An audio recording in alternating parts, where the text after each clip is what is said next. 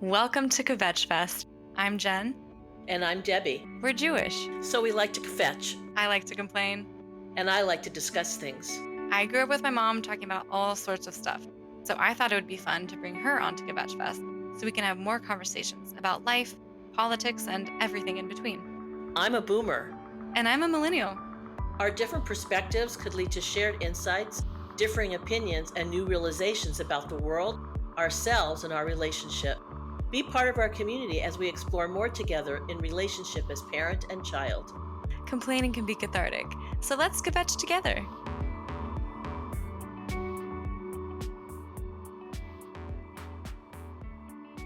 Hello, everyone. Welcome to Kvetchfest. I'm Jen.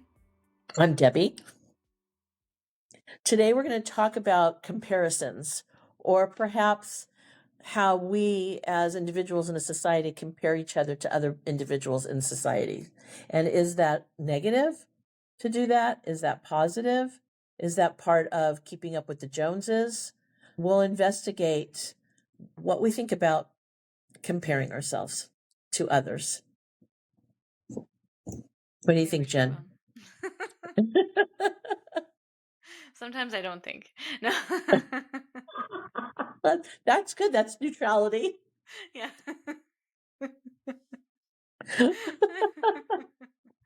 Yeah, I Well, think, I'm trying not to compare myself. I'm trying to just put the blinders on and just focus on my life because I think so much of mine has been kind of co-opted by thinking what other people think of me. right. What should I do this? Other people have done that. Will it work for me? Should I look like this? Should I buy this thing? Will that get me where I want to go? It's a lot to kind of sift through. Yeah, It's like, no, I agree with you. I mean, I think that when I was being raised, it was a big deal for a lot of families that they had what the other people next door had. And so that I remember hearing a lot of the keeping up with the Joneses. And I don't know that my parents intentionally didn't keep up with the Joneses, or they just didn't have the finances to keep up with the Joneses. So we had kind of a more of a low key sort of existence. There was purchasing, but it wasn't like over the top purchasing. right. And maybe that was just part of coming out of the 60s and into the 70s, when I was a teenager in the 70s. I'm not exactly sure, but I know that there were some older relatives of mine and my mother's who wanted to impress. Mhm.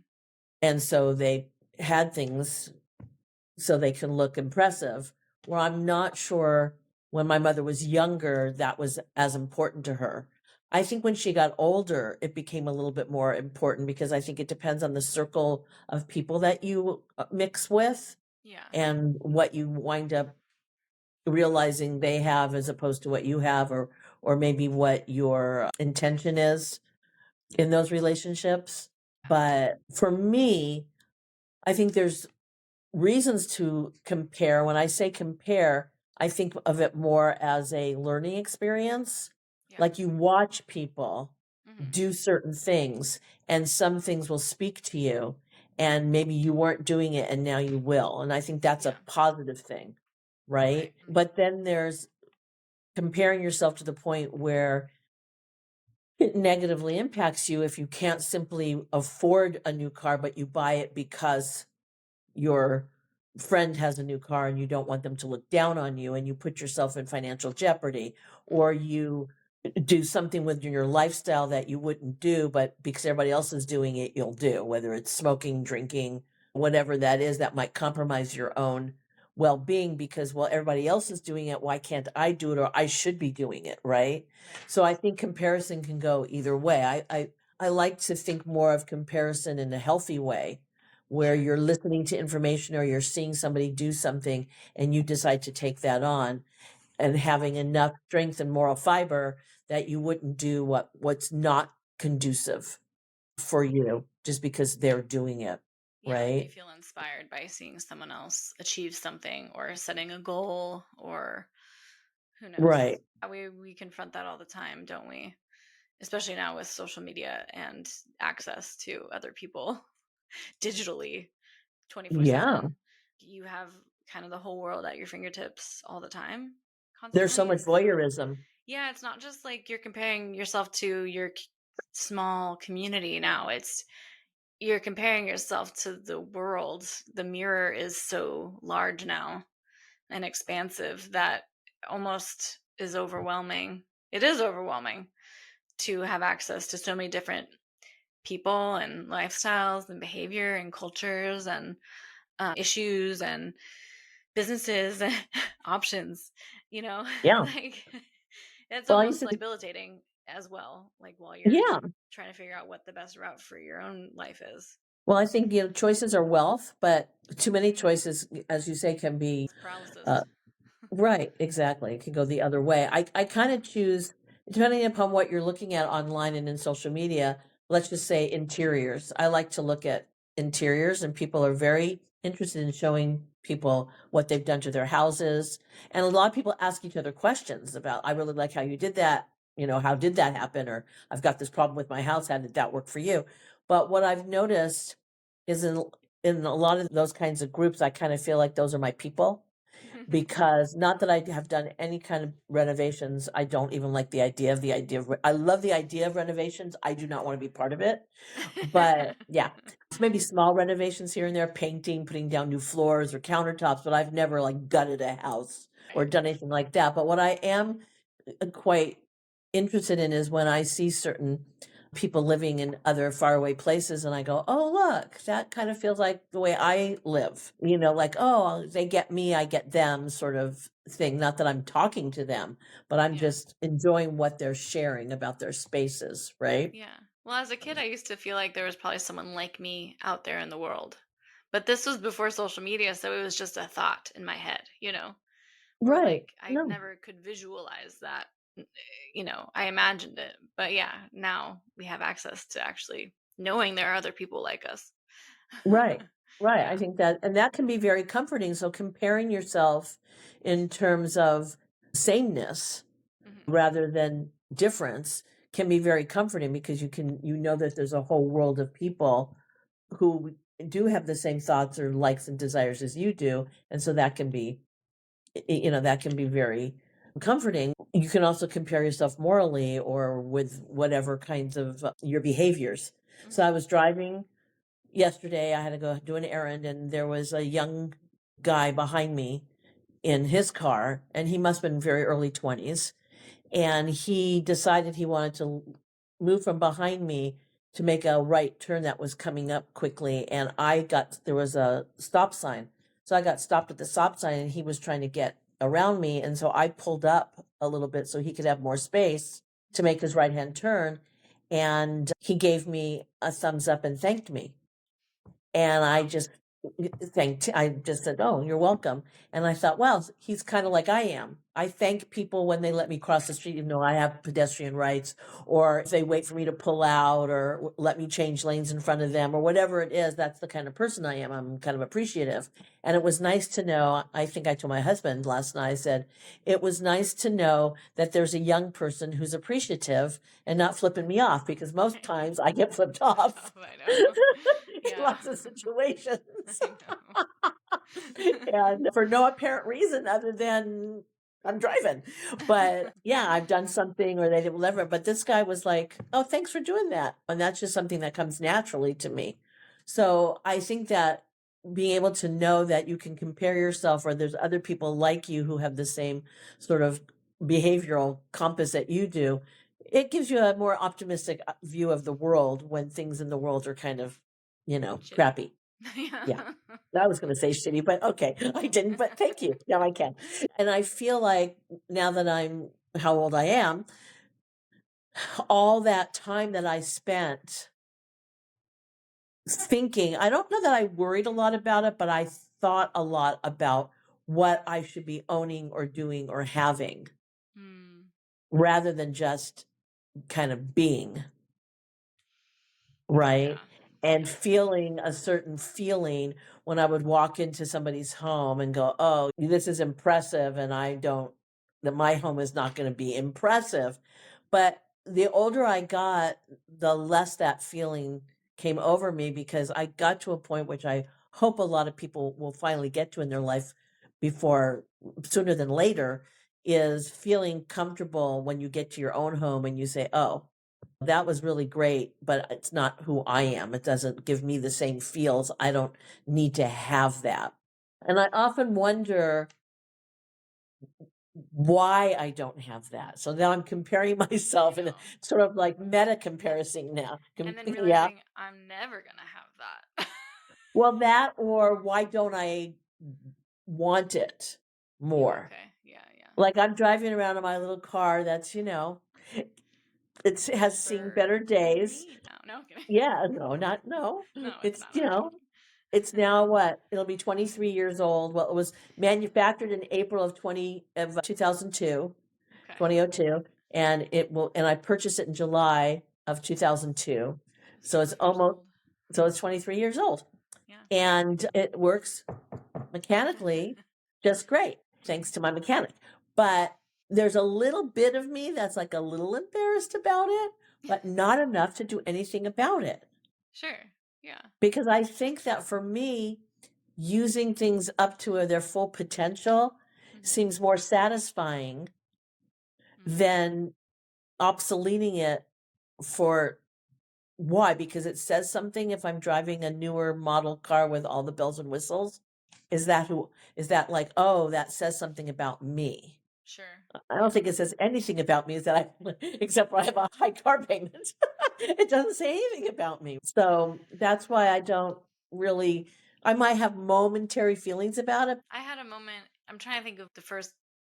I'm sure I had more than this, but one of the first times I realized that people live differently. But Mm, I think it must have been around elementary, middle school, maybe, when I right, went over to a classmate's house and I walked in and I think they drove their car into the garage and then we walked in through the side door or whatever. And I walked in, their house was huge and it was right, all white. Everything all white. Carpet was white, couch was white, glass table. And we did homework around the glass table. And I'm going to add a little detail to the story because I think it's kind of funny, but I think I was, yeah, middle school. So I was on my period and I was like, oh God, I'm very self conscious. We were sitting on the floor. right, And I barely knew what to do back then. When you're after school, you're tired. I just feel the same way as I did then as I do now getting off of work. It's like, ugh, I'm just right, tired. But I tied a sweatshirt around my waist, I think. I remember just being very clean and just so different from how we grew up, how the house that I was raised in. right. And I don't think that was the first time I noticed differences like that, but it's just those things are interesting to me because you start to understand differences really quickly and how that affects you and why are there differences. I would go on all of these kind of spirals about that from a young age. Did you have an Well, experience like that? there's embarrassment too, because you're thinking if they have this and they come to my house, they're going to think, oh, this isn't as good as where I just came from, right? I think that for most of us, we're born with a core sensibility. Yeah. And yes, it morphs over years and time and age, but I never really thought that much of that. I do remember going to certain houses when I was a kid and realizing that their parents had more money and they could afford more things, or maybe they just were buying stuff and it didn't have anything to do with how much money they had. I mean, it could have been irresponsible, Yeah. whatever. And I'm not saying my parents were, responsible with money. I'm just saying we didn't have a curated interior designed home. I didn't live like that. My grandmother was more like that, and her sister was more like that, where they had an intentionality about what they wanted the interior to look like, and they bought furniture and did things based on what their intention was. I'm not sure that my mother had that intentionality. She was a creative. I think that what I got from that was that she was very attached to things in that they made her feel a certain thing. They made her Okay. feel a certain way, and they probably filled something that she was lacking emotionally, maybe growing up when she was a kid or whatever. I mean, she and I talked about some of that over Sure. time. So was very eclectic, Hmm. but she did have intentionality over where she wanted to live and what kind of house it needed to be and what area it was in and all that. I get that. But for me, I get attached to things. Mm. And I don't feel a need to get rid of it just because it's not part of, I make it a part of it. Right. Kind of Right. eclectic. Right. So it's not, I don't think you can call it curated, or maybe it's emotional curation. I don't know, but Eclectic I, curation. okay. So that's why I have a car that's as old as it is, or, Yeah, oh, back to the car. You got that car when I was in middle school. I think I was 12 years yeah. old. And Oh, yeah. so don't judge me too hard, but that age, that's like all about comparison. And the same age I told the story about the big house and all the white furniture. Well, Right. you getting that car was a punch in the gut for me at that age. I was like, all the other kids have soccer mom cars. They have SUVs, you know?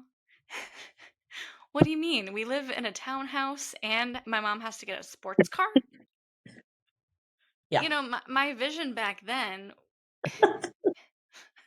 I think you have to understand the loss of a parent, I think kind of what's the word I'm looking for?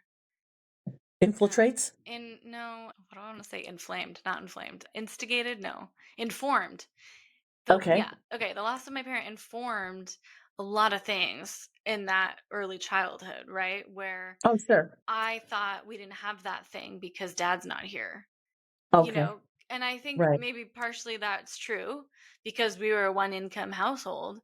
So there's no way we were going to get some things for sure. I mean, Right. you gave me everything I needed, but the social look or that social pressure, Oh, that I yeah. definitely wanted at that age for some reason, for security or to blend in or to have, to cover up the loss that I thought was going to if you got an SUV, oh, everything's right in the world.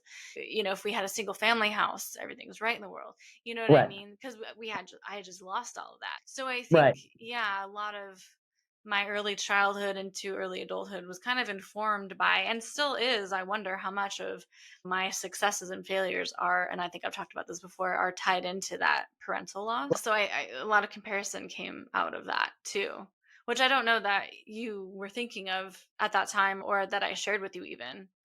Oh, well, I feel like everything shifted. So Yeah. everything that I wanted and I had worked really hard for, I had to let go. Yeah. It was super hard to do that. Yeah. And the idea, I mean, these things that go through your mind when somebody passes, and for me, everybody's situation is different. Some people are not impacted financially when somebody passes away, other people are. But we owned a business together and it Right. was hugely impacted by his loss. Mm-hmm. And I remember thinking, oh, I'm never going to be able to buy anything again, which was absolutely ridiculous. But that was my fleeting thought Mm-hmm. initially when it all went down, or we're going to have to move, which was Right. heartbreaking, right? Especially when you were so excited about moving and we got everything into the other house. And then you said, when are we going back to the other house? Oh And God. I thought, oh my God, just kill me right now. I'm just like, how do I stand up after that, after that comment? It was heartbreaking because Oh. I'm like, oh, did I not explain this? And certainly your brother felt the same way. And Mm-hmm. Yeah. so yes, comparison during that time was shitty. Huge shit. Yeah. So Yeah, bad. because you're living a certain lifestyle and you have to like dial back that lifestyle and get real with the situation. And then for women, especially, I felt for myself, I had to like start Over. basically all over again. And Straight it from took a the long basement. time. I wasn't comparing myself to anybody else in those moments. I was comparing myself to myself, Yeah. what I had, what I lost, what I had to Yes. achieve. Oh, It I was, and know. so because I think we all have egos, but I think my ego is not like overblown. I was Mm-hmm. able to think of myself and my personal achievements throughout that time and all the steps I made to get to that, to get to the point where I felt like, okay, now, we're sort of not back to where we were, but we're definitely in a pretty good place, right? And having been a kid with a mother and father who got divorced and having to make lifestyle changes during that time, it was like, damn it. I didn't, Yeah. want to have to experience that as an adult with Adult, children. yeah. I didn't want to do that to them, and I certainly didn't want it to happen to me. Right. So it was hard not to want to compare because people were feeling sorry for me. And not just Mhm. because you think, okay, you can feel sorry for me, I lost a spouse, but they were feeling sorry for me in different ways. Yeah. And that didn't feel good for me. Ugh. And I didn't like that. But then there were other people who were very supportive in other Yeah. ways and really didn't give a damn where I was living or what. They were more interested in the relationships, which Yeah. I think is why I don't, I take care of business and I make sure things are not in disrepair, but I don't Mhm. have to have the 70-inch TV set or the brand new, or change out appliances because now something else is new. We've Right. talked about my dryer that I've had since 1986. It becomes, and it was a gift from your grandparents. I don't It have was the a washer. The gift. washer did not sustain itself like the dryer did, Yeah. but there's a challenge there also for Yeah. me. There seriously is. Yeah. I mean, I had this box TV set that we had in the restaurant, and we brought it because we had so many TV sets in the restaurant. When I closed the restaurant, I brought a couple of TV sets from the restaurant into the house, and it broke. And I called the guy who maintained all our TV sets, Mm. and he came. And the day that he brought the day that he brought the TV set back, it was raining. And he said, I'm going to have to get you another TV set because the water came in through this TV, and I'm just going to get you another TV set. And he goes, look, I'll guarantee this TV set for 5 years. And that thing lasted, I don't know, 15 years past the 5 year warranty. And even though people are going to think I'm nuts, even though the volume didn't work, I just got closer to the TV set because I wanted this thing to live until it died. There was something about it, right? You're so That weird. just was satisfying to let it live out its natural appliance life. It's natural. But then I Oh got my remarried, and my husband was like, I have two flat screen TVs that are coming into this house. This thing's got to go. I'm like, oh, but it still works. You can hardly hear it. Well, god. You need subtitles to right. listen, but hey. So we carted that thing out, and I still think about it because I'm thinking, how long could it have possibly lasted? Wouldn't that be great? And Yeah. I know I'm sure I'm coming across as a weirdo, but for the most part, if you maintain something, I think my Yeah. father taught me that. You Yeah. maintain things, you keep them nice, you take Yeah. good care of them, and they can last a long time. And I'm still part of that Mindset. mentality. So I Well, don't change things out. it's nice when I think that mentality is nice, especially in a world that's filled with planned obsolescence, where Yes. things break because they just want more money from you. So I think Right. going back to that is what a lot of people of my generation are doing too, is like, let's go back to these older technologies that lasted. Let's go back to Right. records or other things that analog. There's a feeling about those things and that they Right. But last, and see, that's a good feeling. but that works if as long as you have a group of people that are going along with that. Yeah. But when you're sort of sticking out like a sore thumb, then you start feeling like, well, what am I doing wrong? Maybe I should be like that. Why don't I have the energy or the desire? Like in the 80s, when I was in my early 20s, and that decade was pretty good for a lot of people. A lot of my friends were purchasing homes and boats and cars, and your father and I decided to open up a business.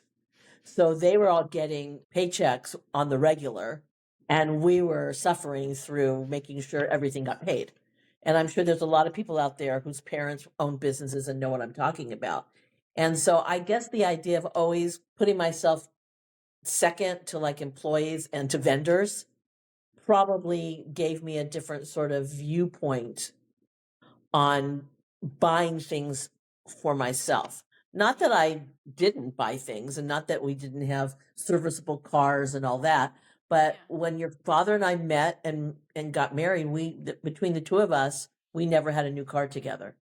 The car that I'm driving now is the only car I ever purchased on my own. New. And it was brand new. Right. It's brand new. And you Yeah. were upset about that. And I want to go back to that story about the SUV. So what people need to understand is I was driving a Chevrolet Caprice station wagon at the time, which was, I think it was 1983 or 84 station wagon. I don't know. And that sucker could take like 7 people in it. It was the precursor to an SUV, I right? love that car. Yeah. And my experience, because for many reasons, but my experience was every time I pulled up with that car for a birthday party, they just assumed I was going to load kids up and be a driver to the birthday party. And I never got to be the parent who said, I'll see you in a couple of hours, and went to the mall, had lunch, did errands, went home. I was always stuck at the birthday party. It sort of happened, and I was kind of nice, and I'm like, all right, throw the kids in. And then I realized that now I'm also the person who has to bring all these kids back. And not that I would probably have left you at a birthday party that often, because I didn't, but there were times I would have liked to and I couldn't. So then from that car, I had a smaller station wagon, the green station wagon, right? Yeah. But it still had the capacity for, I don't know, 6 people. Mm-hmm. So when that car died, it got to the point where it was not worth fixing. I decided I was not buying a car that could fit that many people in it. That was an intention I went in with. I am not buying a large car that I can haul around all these children. You're like, I did And my I time. didn't. And you were pissed about it. And now I know why, but you were crying the whole time. I was trying to negotiate the deal for this car. Sorry, you had a kid in March. I'm a Pisces. What do you want from me? I'm emotional. But I was delighted that this car could comfortably fit maybe 5 people. 3 in the back, 2 in the front end. Done. And I didn't have much trunks. I mean, I have ample trunk space, but not enough to put in. I even remember prior to that car, I was a cookie manager for Girl Scouts, and I would put 70 cartons of cookies in my car, and it was ridiculous. I'm like, I am not doing this anymore. Not happening. The parent who has Yeah, reach the max. reached the max. Thank you. So I wanted a car that I enjoyed that was going to be maneuverable, and I didn't have to have all these children in it all the time. I understand. Mostly It which was weren't my own. freedom. Yeah. Yes. Yes. I So I get went from that. station wagon to smaller station wagon to a small car. To a sports car. Yeah, and you're right. It didn't look like all the other moms. Yeah. I didn't look like all the other moms when I would drop your brother off at kindergarten, and I was driving a 1971 Chevy Malibu muscle car, and they were all in SUVs or BMWs or I I love mean, that, Mom. and I know that they looked at me like, what the hell? But Whatever. that's how it was. That was the Yeah. car I had. That was the Yeah. car we chose to purchase. Before You you know. chose to have kids. That was that. Oh yeah. Yeah. Yes. Yeah. It was just a 2-door, but it had a back seat, of course. And that car is now sitting in my garage. And one of these days, maybe someone will make it a project car and get it back to its gleaming 1971 looks. Yeah. I mean, we've done it a few times. We just haven't done it recently. So yeah. So the thing about things is that I like things, and and things are, now things are getting sexier and sexier. But how much can you purchase to keep up? Is it important to keep up, or should you just think about who you are as a person and what makes you comfortable as a person, and make decisions, financial decisions, moral decisions, clothing decisions based on that? I mean, it takes a lot of guts. Yeah. And I'm not saying I have the guts for that, because I'm pretty mainstream, but I'm not mainstream when it comes to purchasing. Yeah, like your purchasing habits. Yeah. Yeah. Same. And my husband is completely even more low key than I am with that. He's a minimalist. Do you think you're a maximalist? Because I think sometimes you could be. Well, I'm a maximalist in that my environment has a lot of tchotchkes. Yes. Right? Yeah. Yeah. So I have tchotchkes, but I feel like I have tchotchkes because, knock on wood, I've led a life where people have given me things, and Yeah. I use them and I put them up and I don't hide them. Yeah. Hmm. I don't say that doesn't go, so I'm not going to use it. I just put it out on display and right?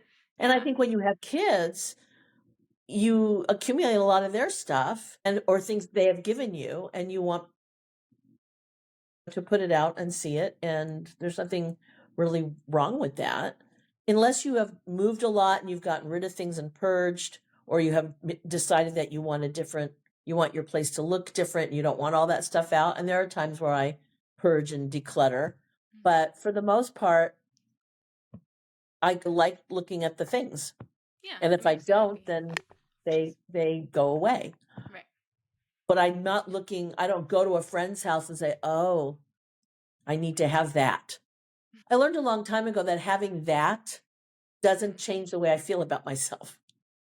Yeah. I think, yeah, more it's about, for me, it's about having options to have experiences, or the option to, I'd like to get to the point where I can go to a grocery store and not worry so much about the bill at the end. You know what I mean? Those Right, little things that I right. think should be more accessible for everybody. People should just have more They should. overall, you Well, know? we need equity. It's not Yeah. equality, it's equity.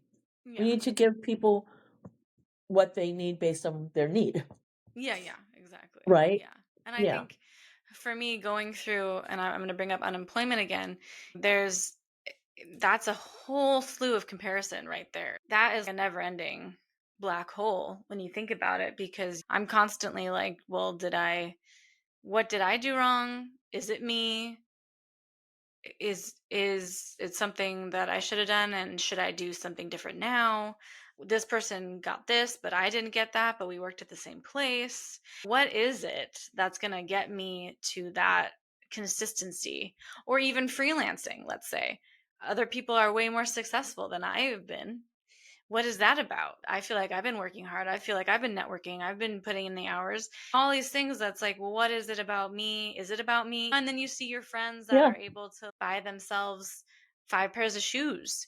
And or you see the friends that get to go on vacation or all those things. And I'm like, ugh, Right. I just want to be able to do that too. And yeah, it's stupid. I don't need 5 pairs of shoes, but Right. it's nice to just have more. I mean, obviously I have more shoes than that because I like shoes, but Yeah, you do. I do, I Let do, me but too. it's Well, also some now of at them this are point, here. yeah. Well, shush, shush, shush, don't out me.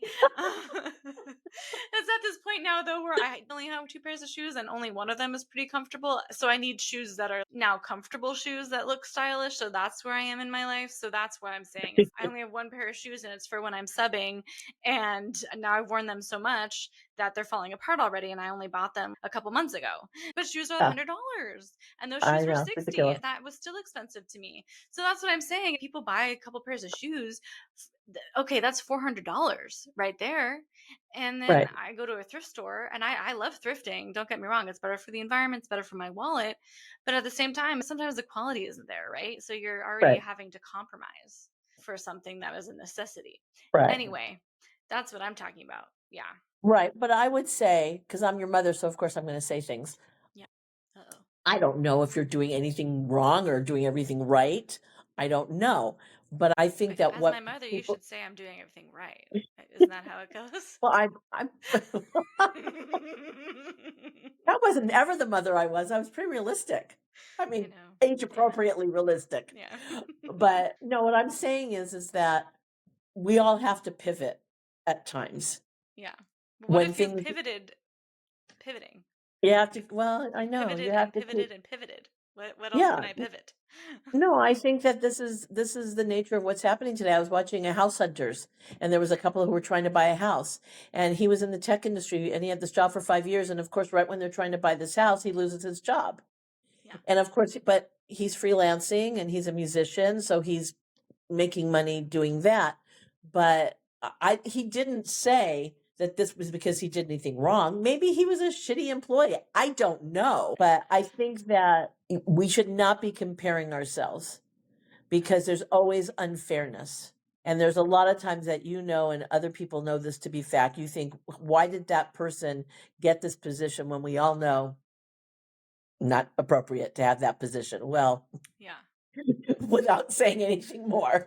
Right. So, right? Mhm. So there's always going to be unfairness, but it's what you decide to do and how Yeah. you reassess, and maybe you have to do something differently on the job, or maybe you don't, whatever it is. But I think that comparing yourself in that way is not constructive and counterintuitive to moving forward.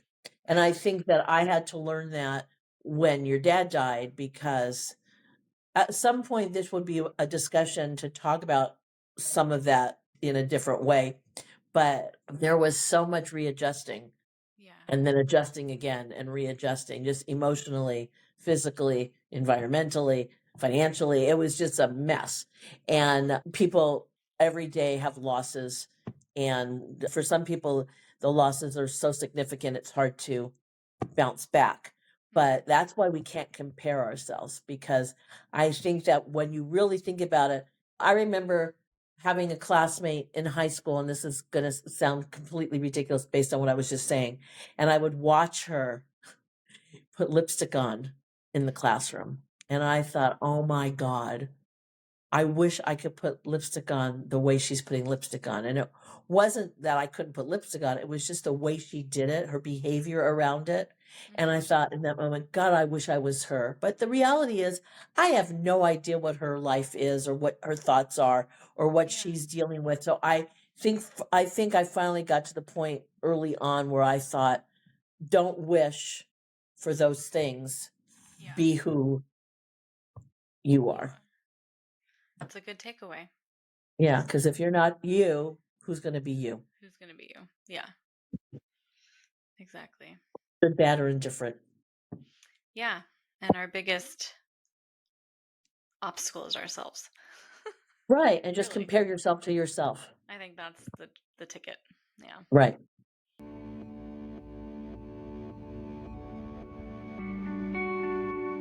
We'd love to hear from you. Send in your complaints and maybe they'll be featured on the show. On some platforms, you can even leave a voice message, and you can also leave a typed message in the Q&A box on other platforms. So please reach out to us if you want advice, if you have questions. We have episodes out twice monthly, so every other week there's a brand new Kvetchfest episode. Thanks for joining us on this episode of Kvetchfest, where complaining is cathartic. And don't forget, if something's on your chest, kvetch it off.